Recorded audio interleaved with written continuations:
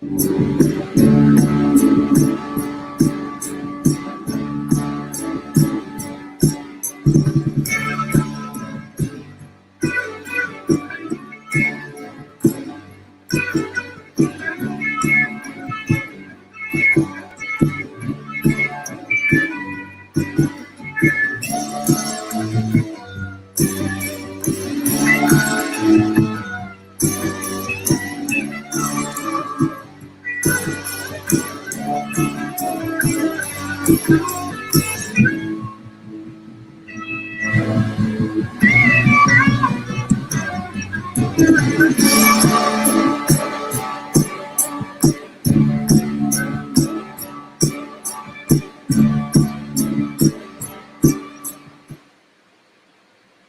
morning and welcome to another great show on my YouTube comments with one and only Judy Copenbarger. Good morning, Judy. How you doing?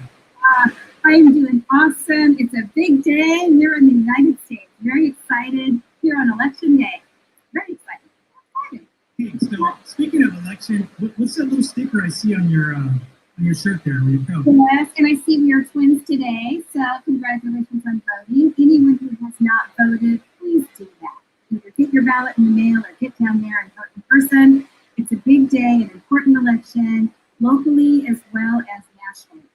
So get your 2 cents in, otherwise you're not allowed to complain later. Everybody vote. Absolutely. Absolutely. Folks, you got till 8 o'clock today to make sure that you get out there and do it. Do your civic duty for all of us, for sure. So, hey, welcome. Good to always see you. We have a very special show today. And I know that we've covered a lot of great topics over the last several weeks. But today, one that came up that we wanted to discuss was actually the one about newlyweds. Right? This is a big one. Yeah. Because although we're going through a lot of situations with COVID and all that, it hasn't stopped folks from saying I do. And although that's another piece too, right? Where weddings are actually a little bit different now with everything that we have in social distancing and all that. But it hasn't stopped folks from falling in love and kind of not being together, which is great.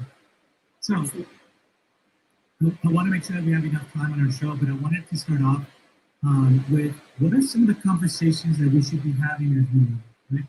Mm-hmm. Like, for example, maybe talking about merging bank accounts or maybe some skills around savings. Yeah, great question. And to all of you who are newlywed or about to be, congratulations. What an interesting, wonderful year. Think of the stories you'll tell your grandkids about the year you got married and all that craziness. So, yeah, I think for the people that have to kind of navigate around that, but it's just going to turn back to be a great story and a wonderful event. So congratulations. But yeah, bank accounts and savings are 2 big topics when you're merging a household and you're bringing all that stuff together. For bank accounts, I would say there are some people that work really well working out of one account or one set of accounts that are all joint accounts, and that works. What has worked in our house, and a lot of clients I've worked with over the years, is to have separate accounts. You have a his account and a hers account, and you have accountability with it, and you're honored, how you handle those accounts. But then you have joint accounts that you both each month put a certain amount in that covers the expenses that are joint expenses. But that way, if one or the other has a little control issue or different values around money, which you should if you didn't grow up in a household, then you can just if I want to get my nails done, I don't want to have to answer to that. If he wants to go golfing, he shouldn't have to answer to that. So I think having separate accounts for those things is fine, but you want to have agreements around how the separate accounts work. And then savings, I think savings is a big issue. Some people are really good at it and some people struggle with it. And usually if you're married, there's one of each in the household, right? Mm-hmm. For savings, it really needs to be savings. And sometimes just putting technical boundaries or parameters around savings can help. For example, open a together account that is far away, maybe a credit union or a bank that they don't have a branch on your corner, where you get your gas every Tuesday. Right. The savings really is savings. It's hard to go to that bank. You have to think about going to the next city to that bank to pull the money out. Then you put it there and it's supposed to be one way, right? You put it there, it actually becomes savings that later could be investments for future goals or retirement or whatever. But I think having technical parameters around savings that you agree on together is going to be huge and very helpful in your young marriage. And that's a great suggestion about having a bank or whatever institution away. Yeah. It's not easily accessible. And as you're talking about this, I'm like, oh, that is a fantastic idea. Just because it's not there. Usually a lot of folks, money in their hand, you got to spend it, and all that. Yeah. Which definitely make you think twice about going, oh my gosh, do I really want to sit in traffic for about $100 or whatever for this account, So, that's a great point. What are some things that we should be aware of? We're talking about spending as a newlywed couple. What are some things that you say? Well, you want to spend with a purpose. So it's so much more fun to make the rent payment or make the mortgage payment when the money's already there and you're not borrowing from the gas I need to buy tomorrow or the groceries I need to go get on Friday. So just planning ahead. So most people, when you look backwards, when it comes to a spending plan or a budget, a B-word, right? Most people, when they look back, all the dollars went somewhere, right? So what if you planned ahead where their dollars are going to go instead of looking back at where they went? It probably would be a better result. So it's like you have hindsight, foresight. Let's use the foresight. So we're given that for a reason. We're given vision and planning DNA for a reason. So biggest thing about doing that together is that when you're merging a household, you have different values about money. You have different ideas what it means to save, what it means to spend. And if you have a joint way to communicate, if it's either a plan in writing, which I recommend because we forget what we agreed to and circumstances change too. It's just like a contract, like any contract. If it's in writing, you have an exit strategy. When things change, you can modify it. I think having some of these oral contracts reduced to writing is really helpful, even in a marriage. It's not like, we're going to sue each other, but just to have a common goal that is a written document that will help us navigate. I think that would be really good for people to know. Great. Folks, thank you for joining us this morning on Money Truth Moments. We're speaking with Judy Copenbarger today. We're talking about newlyweds. If you're not following Judy, please do so at judycopenbarger.com. She's on all social media platforms as well. Make sure that you say hi. Drop a question as well too for the show. She'll be more than happy to address it as we've done in the past too. And I know that maybe in the next few weeks we're going to be doing another Q&A because I hear folks really love that show and want some of their answers. Some of their questions answered, I should say. So this should be really good. Again, folks, make sure you follow Judy at judycopenbarger.com. We are currently discussing newlyweds, and we just talked about important conversations that we should be having, things that we should be aware of and spending. So let me ask you this, Judy. So how does personal attitudes, and we just talked about this a little bit, how does personal attitudes, backgrounds, and experiences around money impact our soon-to-be lifestyle? Oh, it's everything. It's everything. So when you're merging your lives and starting this brand new thing, you've had maybe your single life if you've been out on your own for a little while, or if you're coming from mom and dad's house, recently after college or whatever. You've got all these attitudes about money. You have expectations about how spending goes, what savings looks like, what retirement planning looks like, whether you love insurance or you hate insurances. You have your ideas, but so does your spouse. And so remember, when you are merging your lives, you're not going back to mom and dad's house. You're not going to do it the way grandma and grandpa did. You're going to take all these ideas, all these values around money, all these expectations and past mistakes about money, and you're going to merge all those together. So, of course, there's going to be conflict. But recognizing that that's going to happen, you can plan ahead and together say, here's what I feel about spending. What do you feel about spending? Oh my goodness, I just spend whatever comes in. No, right? The way I do it is we always pay ourselves first, and then we tithe, and then we pay our taxes, and we hold money back, and we get cash reserves. Then we go, decide if we can go to the movie or not. So you might have one of both of those types of spenders or fiscal, mindsets in your household. You want to merge them. So the big key here is communication. You got to communicate early before there's problems and hot spots. You got to communicate often. You got to communicate through all the seasons. So you've got the season of all these expenses in a marriage. You know, there's the wedding and the honeymoon and getting your household set and buying new dishes together, whatever. There's all those expenses that weren't there before. That might bring conflict without planning. And then you go through the next season. Well, he, decided not to work to go finish school, go to grad school. She decided to go back to school. Then you move, and now you have a house payment when before rent was a little lower, whatever. All these transitions, you have a baby, now there's all these expenses that weren't there before. So of course your spending plan looks different. And of course there's going to be numbers that are different. It's like, the blame game is so easy. You don't make enough. You're spending too much, right? So communication, it's not about bringing conflict. It's about bringing harmony, marital harmony around money. So having systems and tools and templates and ways to tangibly and visually communicate these things together, the planning tools are key. They are just, they're masterful and makes all the difference in the world. Got to communicate. That's a great point. And we're just talking about financial tools as well. There's a couple of things I want to make sure folks also hear about and understand. One is, I'm going to give you my next question that came up as well, but I also want to see if we can also talk about afterwards some of the tools and resources that are available. So I'll ask you that a little bit later. But for now, we talked about being smart about what we're doing planning. So let's talk about joint financial planning, right? What is it? What does it look like? Yeah, it's just bringing that communication together. What do you need? What do you want? Here's what I need. Here's what I want. Bringing that together. Sometimes it's helpful to have someone in the middle, a mediator, someone to translate. This is what I think you said. Because it's hard when you're coming at each other and you're in love and you just want to make out, and you just want to make the mess, all that.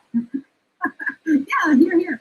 But then you've got to really look at these other topics too, the topics that might have conflict, not because you're fighting about it, but just because you're coming in with different attitudes and values and different expectations. So it's about setting expectations, and it's about, as I mentioned, communicating around that. So having a specific plan of action will really help. So you got to start with your values. What are your values around money? What are your values in life, really? Here are mine. And if you've done like pre-marriage counseling or early therapy or counseling, or you can have really good mentors in your life that help with those things. Maybe your parents were great communicators and you got those skills. Maybe you were in scouts. Maybe you picked it up in college. Maybe you had mentors that really modeled for you what a good marriage looks like in terms of communication and working out these details. The first thing is to get your values on paper. And you might have different values. Maybe he likes to have adventure. She likes to have romance. Maybe he likes to really just be at home and put plants in the greenhouse. And she likes to go travel on the weekends and go to shows, right? So whatever it is, you want to bring all those values on paper, what you're really looking for long-term in life. This is going to help in every area of life. It's not just money. So values. Then you get the goals that you create jointly. And you create goals that are around those values, in alignment with those values. So there might be a goal of, we agree that, we like to have new cars to drive, or maybe if you're a realtor, you kind of need a nice car, something like that. So every 2 or 3 years, we're going to make sure, or every year, whatever, you can afford it, we're going to make sure that we have a decent car to drive, a new model, whatever. There might be one of you that wants the new cell phone or the new technology widget. And the other one's like, yeah, it's good, flip phone's still good. So I know, And you don't have to agree on everything, but you've got to have common goals. I want to work till 45 and retire. Well, I want to work till 70 because I love what I do. So how do we create goals together around it? The values and the goals. The third thing is the plan of action. This is that written plan of action that says step by step, here's what we're going to do. We've agreed on these goals. We're not going to change them unless we both agree to. Now we're going to work toward these goals, so we can choose. It's like Roy Disney always said, something like if your destination is clear, if your goal is clear, the decisions are easy. Isn't that true? So when you know it's on the path, it's taking me toward where I want to go, or it would take me away from where I want to go, it's easy to know where to go. Decisions are easy. So when you have that clarity around the goals, clarity around when the goal will be achieved, how much money do we need for it, things like that, then it's easy to say, well, we could go to that luxury theater and spend $150 having wine and cheese watching our favorite movie, or we can Netflix it, and the extra $100, $120, right, $130, the extra money could go toward one of our goals that we both agreed we want to achieve. So it's easy to make decisions like that, and nobody feels bad, like, oh, you never take me anywhere, right? So, clarity is good. So, just to recap, you got to have vision first, alignment of the goals, and then the plan of action that everybody's agreeing to. Excellent. And I want to ask you also a follow-up question with that. So as we're talking about this planning, let's talk a little bit also about future life insurance. Certain types of insurance that as a newlywed couple we should be looking at, and some things that we should keep in mind as well, for the future as we begin. Sure. Well, there's life insurance, but there's all kinds of other insurances. So obviously, if you have a car, you have good liability. The other day, yesterday, actually, I had a call, and it was from my daughter's friends, and he had been involved in an accident. It was terrible. Someone was hurt, and they owned three properties, three houses, and it's like, well, how do you protect the houses, right? And so we were looking through, well, what do you have? What's available? He had the bare minimum that you can have for liability on his auto. Save money, right? Well, he's not saving money because it will cover $15,000, and this is probably about $1 million. So now he's on the hook, and we're trying to scramble to see what we can do to make it right for this poor victim. But it also save if they just had a baby, save what they can for their family too, and balance all that. It's a tough spot to be in. If he had adequate liability protection on his car, big difference. Same thing, we're having fires right now. This is fire season here in California. So people are having losses. Well, some have adequate coverage, and it might be one little check box, replacement coverage versus not. Huge difference. And that's auto as well. So there's those insurances. You want to make sure that you have proper liability, because now it's not just you, there's two of you. And if you're bringing kids into the getting, sometimes you marry and all of a sudden you've got a family, you got to protect them too. So you want to get the health insurance right, do everything you can through your work, see what options are available there. Sometimes it's cheaper, sometimes it's not. And then in terms of life insurance, now, let's say you move in together and you bought up a home. If something happens to you and you get hit by that bus, and you don't both get hit by the same bus on the same day, there's going to be a survivor there. Do you want them to be able to stay in that house that you've established together? Because now you don't have dual incomes, right? You're not mates anymore. You have dual incomes to cover the mortgage. Are they going to have to move out? What about all the credit card debt? If you haven't had enough life insurance coverage to make sure that the mortgage is paid, that the debt is paid, and if you have any other future goals, education, things like that, that's all covered. When you're young and healthy, most people are healthy when they're young, life insurance is so inexpensive when you look at dollar to dollar. For most people, the money they spend at Starbucks would cover enough premium for like $1 million. And in most of the parts of the country, that would cover the mortgage and cover maybe a couple of years' income for a young spouse who's now widowed to be able to, regroup. And they'll have to worry about a lot of things in a transition like that. But one thing they wouldn't have to worry about is paying the bills and can I take time off, to grieve and regroup. So life insurance is huge. For young people, in terms of what kind of life insurance, usually at least get some of that term. I was talking about term insurance, they're cheap. If you have the means and you have enough money for the other goals, if you plan a family, if you want to have a second home or a cabin or something, if all those goals are funded and you're on your way to funding those, and you can afford it for cash flows, then you can purchase what we call permanent insurance. And there's several kinds of permanent insurance. But the idea here is the insurance doesn't run out when you turn a certain age. It's not just 20 or 30 years of coverage. It'll last forever. So at the other end of life, if you need it for retirement, if you need it for legacy, for your kids or grandkids or education funding, you can have that. But permanent insurance, as a rule of thumb, will have premiums about 5 times the amount of the premiums that are temporary term insurance. So if you can afford, instead of $50 a month, $500 a month, or $300 a month for insurances, you can get permanent insurance, and it can be an investment too, actually, but the death benefit will be there in your 70s, 80s, 90s, and beyond. And young people are going to live longer, so that's probably a really good thing to have on the radar when you can afford it. Awesome. I appreciate you sharing that too, because it just came to mind. Just things that we don't think about, especially when we're young. We just get married. There's a lot of things that our parents didn't teach us. So it's good that you're sharing some of this as well too. So, folks, thank you for joining us. We're talking about newlyweds and some of the things that are newlywed public space. We're here with Judy Copenbarger and Mike Community, and then over here every Tuesday morning at 8 a.m. If you're not following Judy, please do so at judycopenbarger.com. She's on social media websites. Social media sites. She's got her website as well too. Lots of great information, lots of great resources.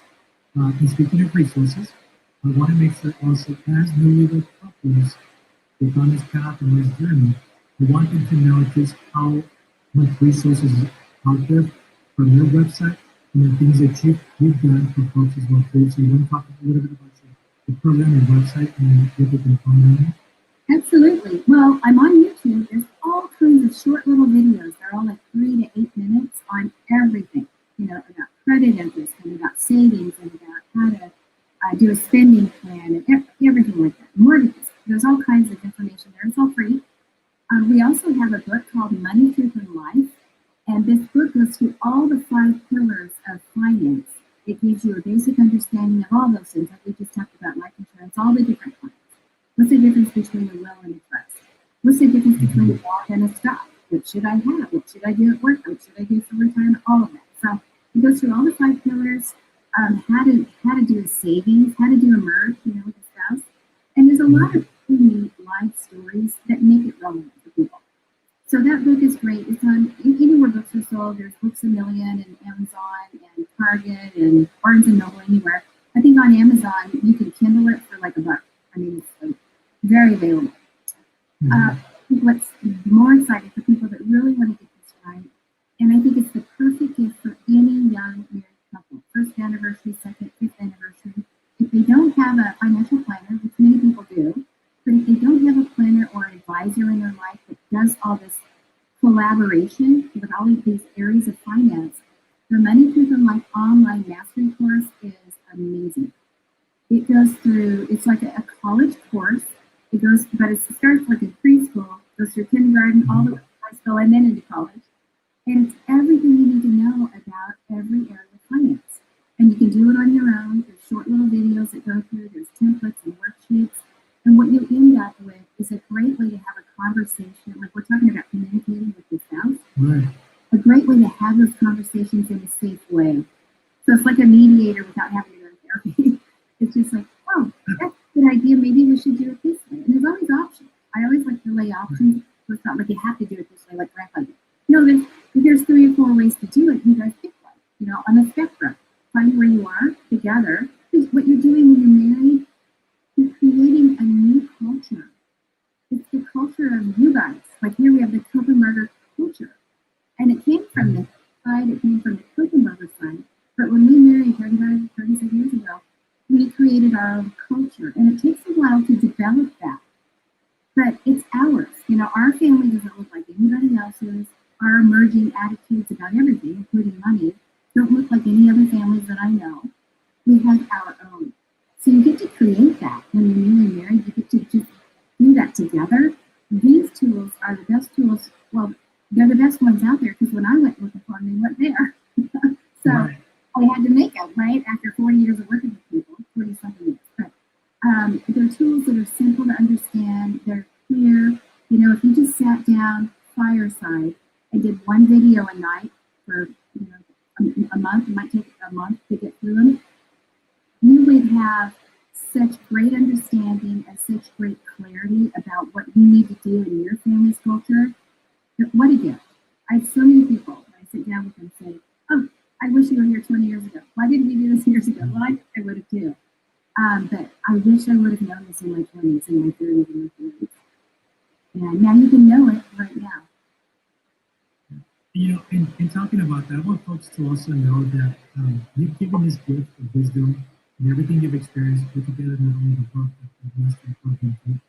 And folks, this isn't, as I've gotten to know Judy over the last several months, it's not about money, it's not about finance, it's about Judy leaving a legacy and help people on that as well too. So I would love for you just to quickly share what this legacy you're trying to leave behind for folks. Absolutely. Well, I've had the honor of working with hundreds, thousands, tens of thousands of families, small business owners, ministry leaders, helping them understand these concepts and merge all of these concepts together. The thing about finance is sometimes you'll go to a subject matter expert, maybe your tax guy, your lawyer, your insurance provider, whatever, and you'll make a decision and you'll implement some activity in one area of finance. It blows up a problem in the other area. Like it's not collaborative. It's not working together. So when you have a plan that thinks through all the other aspects of finance, what's the impact going to be on my taxes if I sell this stock, right? What's the tax guy going to say about the legal work that I just did with my entity? So when you have it all together, you avoid almost all the mistakes. Statistically, it's going to be huge. Like 95% or more mistakes can be avoided just by looking through all of those facets, of the diamond, looking through all of those perspectives before you implement. And you don't have to go back and go, I wish I would have known. Well, now you get to know. So I think that's what's most important. Did I answer your question? No, absolutely, absolutely indeed. So I know that we're coming close to the end of our show, and it's been about 100 minutes, but we have a really special.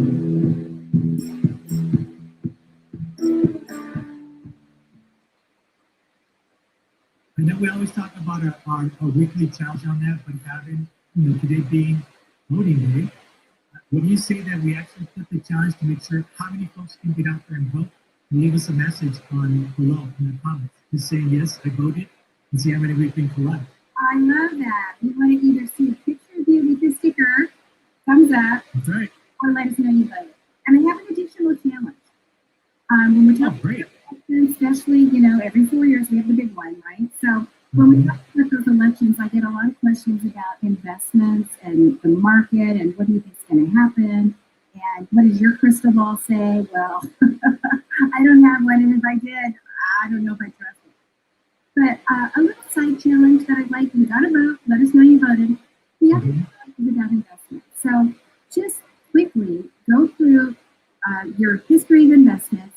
Write down the best investment you ever made, the worst investment you ever made, and one, and your next investment that you'd like to make. And just document those. And then next time we'll talk about what happens in the markets in these election years, because it's huge. And when you understand it, it's not fearful, it's amazing, and we embrace it. There's your challenge. No, that's a great challenge. I appreciate you putting that out there too, because it's really going to get us to really think about, because you don't really think about it, right? It's investments, but you don't know when it's time to vote and all of these elections come up. Sometimes good things happen, sometimes bad things happen in the market. So we've seen the fluctuation of that. I'm glad you're setting that challenge as well. So folks, thank you for joining us today. I'm Judy Copenbarger. As always, thank you for being here with us, sharing your wisdom. We're here Money Truth Moment every Tuesday at 8 o'clock. Please make sure if you're not following Judy, to do so at judycopenbarger.com. She's on all social media platforms. She gave you guys some great resources as well too. Make sure you look at her videos as well on YouTube, because there's a lot of content, not only on YouTube on her channel, but as well as her website. I'm telling you folks, take 5 minutes just to go through her site, and you're going to find out that there's a lot of free wisdom resources that you can use. So hey, I want to say thank you. I'm glad you voted. Yes. So we did our duty. That's right. And so I look forward to talking to you next week, and I'd love to really discuss a little bit more of this challenge, because I know it's going to be a lot of fun for you as well. Absolutely. Everybody vote. This is your day. Make it happen. That's right. All right, Judy. I will see you next week. Take care. Have a great week.